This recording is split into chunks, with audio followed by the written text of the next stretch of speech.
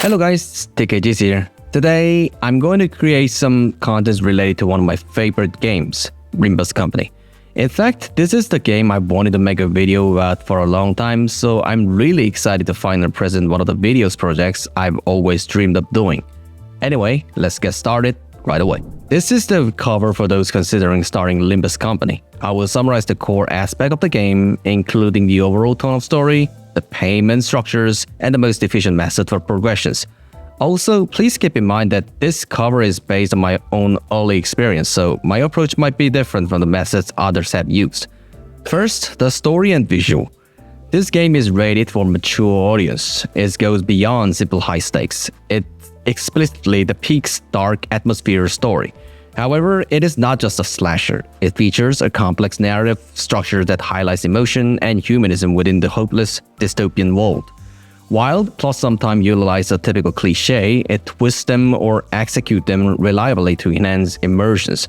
The visual direction is also top tier among subculture games. A key point for new players is the early games. Once you get past the initial character build-ups and world building, the satisfaction with the story increases dramatically. Therefore, it is highly recommended to play through the early section with patience. To get straight to the points, re-rolling is not mandatory, nor is it recommended. Since the story can be polarizing, it is better to play lightly to see if the game suits your taste rather than burning out on re-rolls. There are no PvP elements, so the base characters are sufficient for progressions. If you insist on re-rolling, you must use a mobile device or on app players. The Steam version does not support data reset, so the only method is to finalize an account on mobile and then link it to Steam. The core business model is I sync the dispenser and the Limbus Pass. The key to Limbus Company's economy is not RNG-based gacha, but guaranteed exchange via the dispenser. You can immediately exchange 400 ego shards for any desired 3-star identity or ego. The core source of this shard is the Limbus Path, which costs about $11 to $15. After reaching past level 120, you can theoretically earn infinite shard crates for every level up in one season. Purchasing the pass triples the acquisition rate. Therefore, if you plan to play continuously, the pass is an essential investment. Even if you purchase it late, you can claim all previous rewards retroactively. Additionally, the pass remains available and active for quite a long time, so you can enjoy the game at a relaxed pace without feeling rushed. Clearing the farming contents Mirror Dungeon once raises your pass level about 3 levels, granting 9 crates if you own the pass. Assuming an average of 2 shards per crate, one dungeon run yields approximately 18 shards. This means to gather 400 shards for a 3-star identity, you need to run the Mirror Dungeon approximately 22 times. Let's translate this into lunacy, the paid currency efficiency. A 10 pull extraction costs 1300 lunacy, but obtaining a 3-star is uncertain.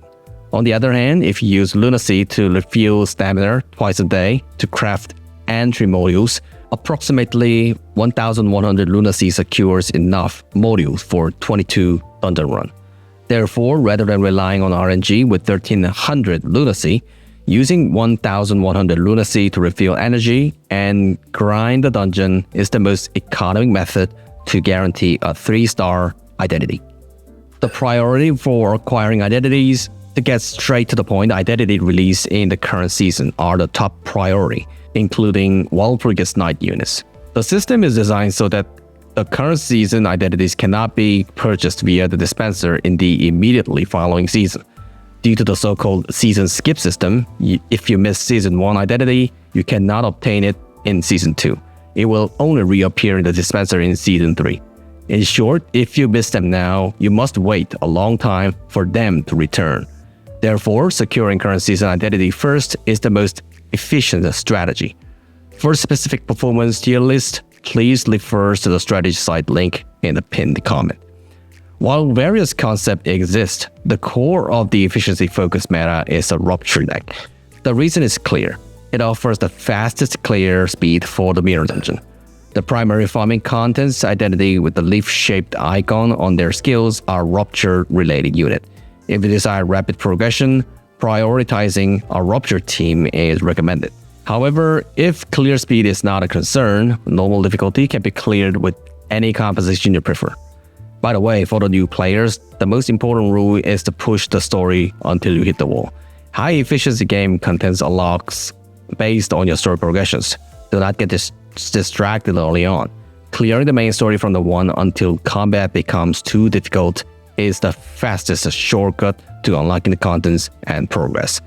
Since the efficiency of other daily dungeons improve as your story progresses, it is the best to postpone them and focus on progressing through the story first. Of course, you should run the experience dungeons whenever you need more experience points.